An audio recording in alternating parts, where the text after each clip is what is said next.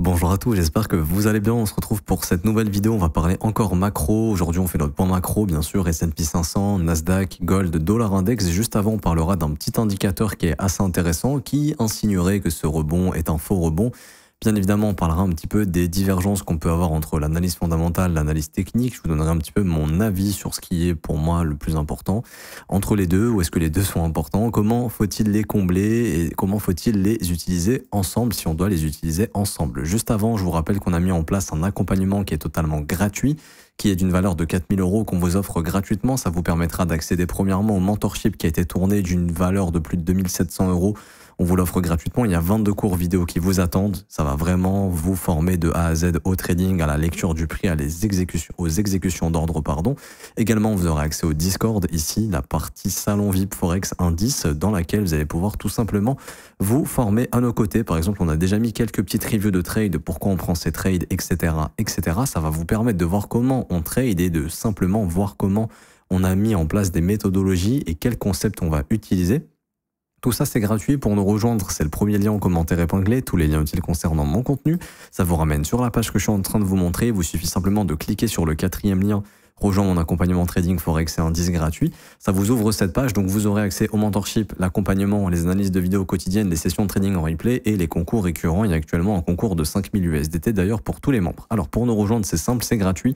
Il faut simplement s'inscrire sur ce lien ici. PrimeXBT, c'est le broker qu'on utilise et c'est notre broker partenaire.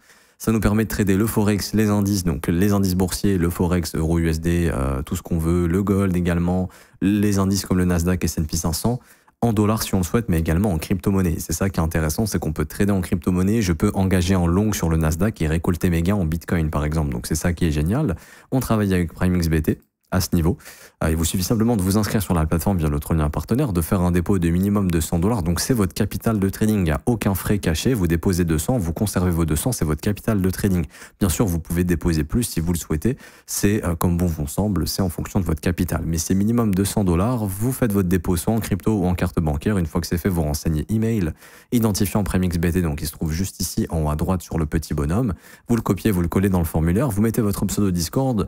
Avant ça, vous cliquez sur rejoindre Discord et ensuite vous faites j'ai fait un dépôt de minimum 200 $, obtenir mon accès et dans un délai de 24 heures, le mentorship vous sera envoyé par mail et votre accès sur le Discord sera actif également. Et ensuite, ce salon apparaîtra et vous débloquerez tous ces salons additionnels ici. Alors, on revient sur cet petit indicateur qui est tout simplement un indicateur de construction immobilière. Donc on a pris des actions dans la construction immobilière et tout simplement on en a fait un petit indice ici. Et grosso modo, on dit que souvent quand le marché immobilier va bien, l'économie va bien. Quand le marché immobilier va mal, l'économie va mal. Et ici, en fait, cet indice de construction immobilière est en train de nous noter une grosse divergence. Ça veut dire que pour le moment, il ne valide pas du tout cette remontée ici. Alors bien évidemment, c'est déjà arrivé dans le passé. Ça n'a pas empêché au S&P 500 et au Nasdaq de monter. Exemple ici, où là, on a eu l'indice qui ne confirme pas du tout cette hausse et ça n'a pas empêché au marché de monter. Maintenant, il y a d'autres exemples où bien évidemment, ça a annoncé quand même des mouvements majeurs comme ici où il était déjà en train de chuter et ici on a eu justement la baisse des marchés. Bon, bien sûr, il y a eu la politique monétaire qui a totalement changé. On a eu également ici en 2020 où il ne confirmait pas du tout cette hausse ici. Ensuite, il y a eu le crack Covid. Bon, pareil, on mettra ça sur le dos du crack Covid. Ici en 2018, pareil, où il indiquait que l'économie faisait un peu du surplace et c'est un peu ce qui s'est passé sur les marchés. On est juste venu chercher les sommets avant, pareil, de faire une grosse correction en 2018. Et ici également en 2007-2008 où là il était totalement en train de diverger, il était en train de dire là il y a un gros problème et eux les marchés étaient toujours sur des sommets avant de crasher. Alors personnellement mon point de vue c'est de me dire que je vais juste garder ça en mémoire, ok, de me dire que oui éventuellement peut-être que ça c'est un faux rebond, c'est pas impossible. Maintenant ce qui est factuel et c'est pour ça que je dis que ça c'est qu'un simple indicateur et qu'il faut le combiner à d'autres choses et aussi il faut le combiner à l'analyse technique, mais ça j'y reviendrai après. C'est que tout simplement, il faut regarder les chiffres des entreprises américaines. Et pour le moment, les chiffres des entreprises américaines, notamment les GAFAM, font record sur record ou sont pas très loin de leur sommet. Il y a encore des potentiels assez intéressants. Éventuellement. Bon, bien sûr, il y a des datas importantes, notamment aujourd'hui, on a une data sur le consumer sentiment. Donc, si ces indices ici à la consommation commencent à baisser fortement, ça va indiquer que les gens ont de moins en moins envie de dépenser leur argent et s'ils dépensent de moins en moins et qu'ils doivent épargner parce que les salaires n'augmentent plus, parce que les taux d'intérêt sont trop hauts, parce que les entreprises n'osent plus prendre du risque et comment dirais-je, créer de l'emploi. Bien sûr, il y a des gens qui vont se retrouver au chômage, il y a des gens qui vont galérer à trouver du travail et acheter le dernier iPhone ou acheter sur Amazon ou acheter des produits Windows ou acheter ci et ça, ils vont moins le faire et donc ça peut éventuellement amoindrir les chiffres des grosses entreprises. Maintenant, c'est pas forcément encore le cas. On voit que le chômage est encore assez relativement bas aux États-Unis, même s'il augmente un petit peu. Et on voit que l'inflation, en soi, pour le moment, semble être maîtrisée. Bon, même s'il y a eu une énorme inflation et que beaucoup d'Américains commencent à avoir du mal à remplir le caddie, ce qui est réel puisqu'on a des premières datas sur le buy now, enfin sur le buy now, pay later. Donc, en gros, achète maintenant et paye après, où on voit ce genre de data qui explose. C'est-à-dire que les Américains font de plus en plus appel à ces services pour faire des courses. Hein, ce qui montre quand même que on commence à rentrer dans une phase où peut-être qu'on est sur des plafonds au niveau des sociétés américaines, mais tout ça, ce ne sont que des éventualités. En tout cas, pour le moment, ce qui est factuel, c'est que les entreprises américaines vont toujours très bien pour le moment, et c'est ça qui fait globalement le marché américain. Alors, il y a la réalité de l'économie où oui, les gens commencent à avoir de plus en plus de mal à se loger, à manger à leur faim, etc. Mais malheureusement, eux, les marchés financiers vont bien, malheureusement, heureusement, grâce aux indices, aux actions américaines qui, pour le moment, font toujours record sur record. Et donc, c'est pour ça que quand tu combines un petit peu l'analyse fondamentale qui est que ce marché est boosté et dopé par les actions américaines qui, pour l'instant, vont bien, ce marché va bien.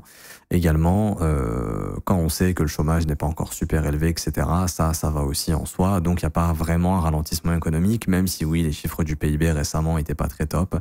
On va dire, on attend d'en savoir un petit peu plus. Mais bon. Pour moi, la chose la plus importante, c'est la technique. C'est pas, pour moi, l'analyse fondamentale est extrêmement importante. C'est ce qui va donner une direction au marché, mais l'analyse technique va vous prévenir de quand un truc cloche. Ok. Et pour le moment, techniquement, ce flux reste haussier. C'est-à-dire que jusqu'à preuve du contraire, quand le flux redeviendra baissier, à ce moment-là, on se dira, ok, l'analyse fondamentale nous a prévenu, on retrouve un flux baissier, on y prête attention et peut-être que ce sera plus profond que ce qu'on pense. Mais pour le moment, ce qui est factuel, c'est que la technique nous dit que ce marché est toujours haussier. Et on va faire le point technique ici. On va du côté du Nasdaq et par exemple hier, on a eu un breaker block qui a totalement échoué à ramener ce prix plus bas. Donc c'est simplement signe de continuation haussière. On avait vu également qu'il y avait une possibilité de rejet dans cette zone. Le marché n'a pas du tout rejeté et on avait vu ensemble que cette phase baissière ici n'était pas, comment dirais-je, une phase à haute probabilité vraiment de retournement. Pourquoi? Parce qu'il n'y a aucune prise de stop sur cette jambe baissière. Donc ça, on en a parlé, c'est ce qu'on appelle du low resistance liquidity run. Vous allez le voir dans le mentorship. Ce sont des zones de stop complètement évidentes que le marché laisse derrière lui et qu'il vient très souvent chercher. Et ça a été fait en un jour. Et pourquoi ça a été fait en un jour? Parce que le marché est simplement venu chercher ce qu'on appelle le previous daily low et surtout le fair value gap haussier ici. Et donc ça, c'est des signaux de continuation haussier. Vous le verrez dans le mentorship, quand le prix ne forme pas de fair value gap baissier qui continue de respecter les fair value gap haussiers, il y a plus de chances de voir un prix haussier. Et c'est ce qui s'est passé ici. Et d'ailleurs, malheureusement, hier, juste après le brief, quand je voulais tourner, j'ai voulu prendre justement l'achat du breaker après la prise du previous daily low. Donc là, montré en orange, c'est le previous daily low.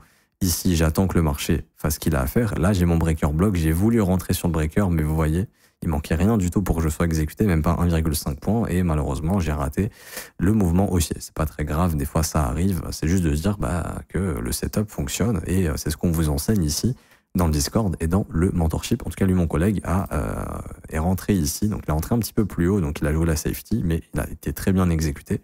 Et c'est ce qui lui a permis de jouer la livraison ici des sommets. Juste là. Les fameux sommets qu'on a vus justement. Qui était low resistance liquidity run, donc à haute probabilité d'être chassé. Donc, on continue le mouvement.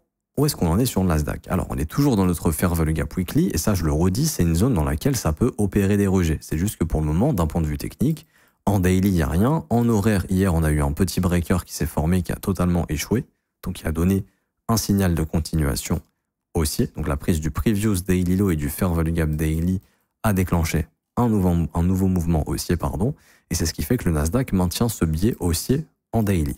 Maintenant, dans ces niveaux de prix, on avait noté, on a rajouté le fair value gap en daily. On voit qu'hier, on s'était arrêté juste avant le fair value gap daily. Ici, on s'était arrêté juste là, on a pris le plus bas daily et on a poussé dans le fair value gap daily. Alors ici, c'est une nouvelle zone de consolidation. Ça ne veut pas dire que le prix va se retourner, mais ça veut dire que le prix risque de consolider. Donc ce ne serait pas étonnant vendredi, aujourd'hui, qu'on vienne combler totalement le fair value gap. C'est un truc qui peut totalement arriver. Donc les 2647 points soient éventuellement un objectif pour le marché, en fait de combler totalement ce fair value gap en daily, mais également en weekly. 2650, ça semble être maintenant ce que va faire le prix, puisqu'il arrive pour le moment à déborder le seuil médian, donc on dirait bien qu'il a l'éventualité d'aller combler le fair value gap ici en hebdomadaire. Et je le redis, mais comment identifier un changement dans le biais du marché? Ça va être simplement d'identifier un marché qui ne va plus former des fair value gap haussiers, mais qui va former des fair value gap baissiers. Sur cette phase baissière, vous voyez quoi? Vous voyez un marché qui fait quoi ici? Qui forme des fair value gap baissiers. Donc, c'est baissier. Le marché, ici, fait un breakaway gap. Fair value gap baissier, il le comble, il continue de baisser. Ici, il continue son mouvement baissier. On a un retracement. On a un fair value gap haussier qui échoue. On reforme des fair value gap baissiers. Le marché respecte les fair value gap baissiers et continue d'envoyer plus bas. À partir de ce moment-là, on ne respecte plus les fair value gap baissiers et là, on forme un creux ascendant et on reforme ici des new day open gap assez bullish et surtout des fair value gap haussiers qui sont comblés et le marché envoie plus haut. Alors, désolé, je ne sais pas tracer des traits droits, mais ici, vous voyez bien qu'on forme des fair value gap, on les maintient. Ici, on a un new week open gap assez haussier, pareil, c'est plutôt bullish, sera comblé probablement à un moment donné. Pour l'instant, ça reste ouvert. Et pareil, hier, regardez, fair value gap daily, petite mèche dedans, boum, ça envoie plus haut. Donc tout ça, ce sont des signes que pour le moment, ce flux ici est toujours haussier. C'est pour ça qu'hier, je vous disais, il y a plus d'argent à gagner à long le marché qu'à shorter le marché, en tout cas en termes de probabilité, puisque on est dans un biais qui est haussier. Ok ?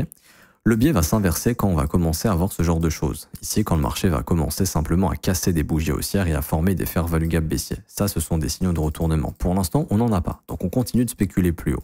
La seule chose qu'on se dit, c'est que on est dans des zones éventuellement de retournement. Mais pour l'instant, le marché ne donne pas de signal de retournement. Donc ça, c'est ce qu'il faut bien comprendre. Maintenant, je suis d'accord, si vous avez acheté ici, bien évidemment que ça, ce sont des zones de profit.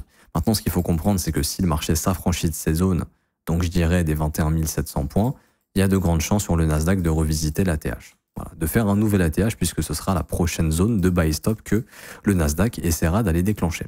Et du coup, maintenant, on peut faire la petite transition sur le SP500, juste ici, où le SP500, lui, pareil. C'est-à-dire que il a comblé ce fair value gap en hebdomadaire, il est en train de le déborder. La prochaine zone de fair value gap et la prochaine zone de travail pour le SP500, elle est là. C'est-à-dire que le SP500, lui, sa zone de travail, elle est ici. Alors attendez, je vous mets le thème correctement. Ça sera la zone des 6000 points à 6024 points. Et quand je passe en daily sur le SP500, on voit également que ici, il y a plein de stops à venir bouffer. Donc le flux est toujours haussier. Regardez, on fait exactement le même travail. On regarde comment se comporte le prix. Il forme des bougies haussières. Quand il y a des fair value gap, voire des new day open gap, il revient dedans, il continue de monter. On est sur un flux qui est totalement haussier. Hier, regardez ce qu'on fait, fair value gap daily, on vient le refermer, boum, on en va plus haut. C'est signal d'un marché qui est toujours haussier. Et ici, ça grouille de buy stop. C'est-à-dire que, pour moi, le S&P 500 va aller déborder les sommets daily ici des 6023 points. À mon avis, au cours des prochains jours, peut-être que ça va être fait aujourd'hui si on a un vendredi qui est très haussier. Sinon, à mon avis, ce sera la semaine prochaine. Mais en tout cas, le repricing de ce fair value gap indique plutôt de la continuation haussière jusqu'au prochain POI des 6023 points. Et donc, en intraday, il y a plus d'argent à gagner en achetant des daily lows. Donc, par exemple, aujourd'hui, de ne rien faire, éventuellement, d'attendre la semaine prochaine que le marché vienne récupérer le plus bas de vendredi pour faire de la continuation haussière. C'est quelque chose qu'on pourrait faire éventuellement. Ici, en M5, H1, je ne vois pas nécessairement grand-chose pour le moment. Moi, une chose que j'attendrai aujourd'hui, c'est la chasse de ce lot, éventuellement, à voir si ce sera offert pour trouver un mouvement de continuation. Mais là, ça me semble tendu que pour la kill zone de New York, on soit déjà revenu aux 5917 points. Donc, à mon avis, ce sera une journée de non-trade pour moi sur le SP500, peut-être le Nasdaq si je trouve des petites choses. Mais en tout cas, pour le moment, le billet reste haussier. Il faut juste se rappeler qu'on est dans des zones où, à tout moment, on peut subir des rejets. Alors, quand on affine un petit peu plus, sur le Nasdaq, ce serait, ici, comme on l'a vu tout à l'heure, ce serait plutôt autour des, ici, 21 650 points, une fois qu'on a comblé tout le fair value gap en weekly, pourquoi pas. Et sur le SP500, ce serait plus, si on prend le bon, enfin, c'est pas du tout le SP500, ici sur le S&P, si on prend plutôt les 6000, 6023 points, donc il y a encore de la marge ici sur ces indices pour aller chercher encore un peu plus haut. Je n'ai pas plus de choses à dire sur les indices. Bien évidemment, à un moment donné, il y aura des retracements, notamment ici ce breaker block finira par être rebossé probablement. Et également, pourquoi pas, ces gaps ici, qui sont ouverts. Donc ces volume imbalance / gap, ces new week open gap vont être retravaillés à un moment donné. Mais il faudra inverser le biais pour faire ça. Donc ça pourrait intervenir dans ces prochaines semaines, pas encore pour l'instant. Du côté du gold, ici, si je prends correctement le bon ticker, on a eu un beau rebond qui s'est déclenché. Donc pareil, breaker, ici vous le voyez, le breaker bloc, breaker, retag du breaker, continuation. Hop. On avait parlé de cette zone de fair value gap qui pour moi est une zone qui devrait en théorie permettre au gold d'essayer tout simplement de revenir travailler ici ce new week open gap, ok, donc dans les 3278 points, 3307, voire les fair value gap daily qu'on a laissé derrière nous.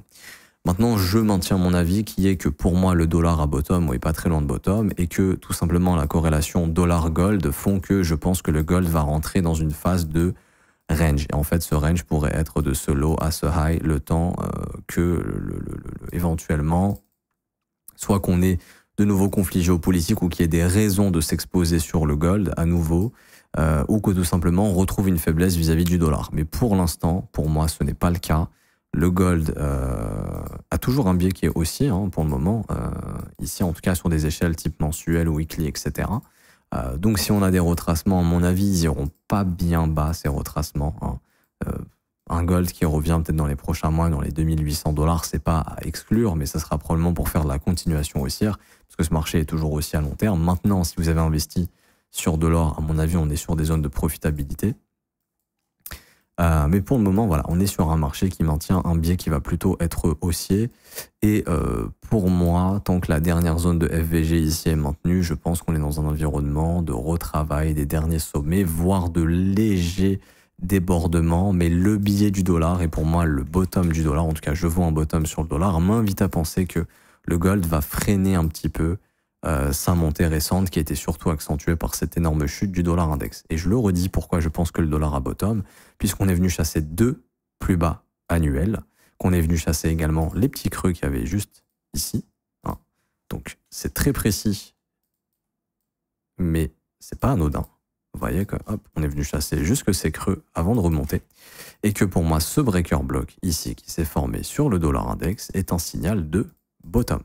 Alors bien sûr, le marché peut titiller encore un petit peu pour revenir vers les lows, veut chasser encore un peu, mais je pense que ça, c'est une zone de bottom que le dollar index travaille, pardon, et je pense que le fair value gap annuel sera notre zone de bottom. Et donc, personnellement, ce qui m'indiquera que le dollar index sera prêt à aller un petit peu plus haut, ce sera la rupture du dernier fair value gap en weekly qui nous a ramené sur la livraison des plus bas annuels.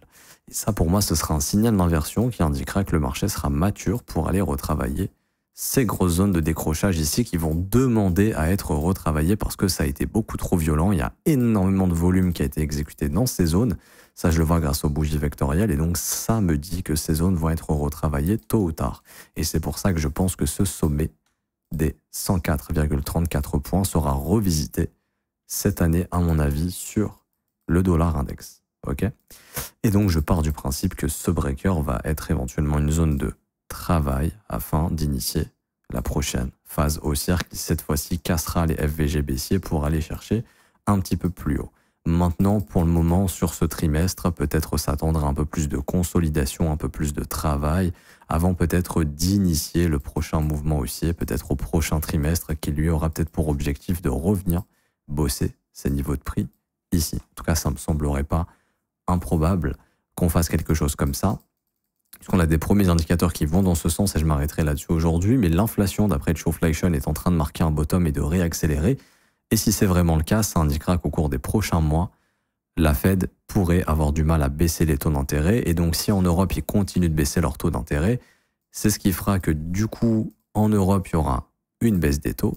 Ici, je vous mets rapidement, pas indicateur, mais je vais vous mettre ici un petit symbole de comparaison. Les taux d'intérêt aux États-Unis vs les taux d'intérêt en Europe. Et en fait, plus ce spread est important, plus ça renforce le dollar. Donc, attendez ici, on va attendre que ça charge un petit peu, si ça veut bien. Alors, je crois que c'est tout en bas, exactement. On va les mettre sur une échelle différente. Et grosso modo, plus le spread, ici, plus le spread va être comme ceci, c'est-à-dire que quand le spread va augmenté fortement, ici, il y a un repricing du dollar. Je m'explique. Ici, par exemple, pourquoi le dollar a explosé? Ok. Enfin, ici, pardon, non. Ici, c'est pas à prendre en compte. Pourquoi ici le dollar a explosé? Parce que les taux d'intérêt aux États-Unis ont augmenté bien avant les taux européens. Donc là, on voit que, vous voyez ici, le dollar a explosé face à l'euro. Donc le dollar index a pris de la valeur. Parce que tout simplement, les États-Unis ont été très agressifs sur leur hausse de taux d'intérêt pour lutter contre leur inflation. Donc ils ont renforcé leur monnaie bien plus que les autres monnaies, ce qui a fait gagner de la valeur au dollar vis-à-vis d'un autre panier de devises, l'euro, etc., etc. Ensuite, l'Europe a commencé à baisser ses taux bien plus tard, enfin a commencé à monter ses taux bien plus tard que les États-Unis et que la Fed du coup, et c'est ce qui fait qu'ensuite il y a eu un repricing du spread et donc tout naturellement le dollar index a chuté. Parce que l'Europe à ce moment-là a renforcé l'euro. Ici, ensuite, on a eu tout simplement des taux, un spread qui était neutre, qui s'est stabilisé autour des 1 point. Et ensuite, ici, on a tout simplement la BCE qui a commencé à baisser ses taux un peu plus rapidement que la Fed cette fois-ci. Et c'est ce qui a fait que, bon, on a eu un dump, mais ensuite le dollar a augmenté. Et ensuite, on s'est retrouvé avec Donald Trump qui a fait ses tarifs et qui a complètement déglingué le dollar. Sauf que, ici, on voit que la BCE continue de baisser ses taux et la Fed ne le fait pas. Donc là, il y a tout simplement l'information que le dollar devrait repricer face à l'euro, parce que les taux d'intérêt en Europe baissent et aux États-Unis stagnent. Et en fait, si l'inflation remonte aux États-Unis et qu'elle est persistante, la Fed ne pourra pas baisser ses taux. Et si la BCE continue de baisser ses taux, ce spread va continuer d'augmenter. Et donc, vu que les tarifs sont beaucoup moins importants que prévu, à mon avis, le marché devrait repricer un dollar un peu plus cher. Et donc, ce dollar un peu plus cher, à mon avis, ce serait ces gros fair value gap daily. C'est ça le raisonnement. Et la technique commence à confirmer ce raisonnement grâce à ce breaker block ici qui signale prise des plus bas annuels, breaker block qui pour moi est un signal de reversal. Alors, je n'exclus pas un marché relou qui ferait peut-être une dernière pichenette ici, histoire d'emmerder, ou alors un travail du breaker, parce que aussi c'est un peu leur vocation, ces breakers, à être rebossés avant d'initier le prochain mouvement haussier qui pour moi viendra repricer ces zones.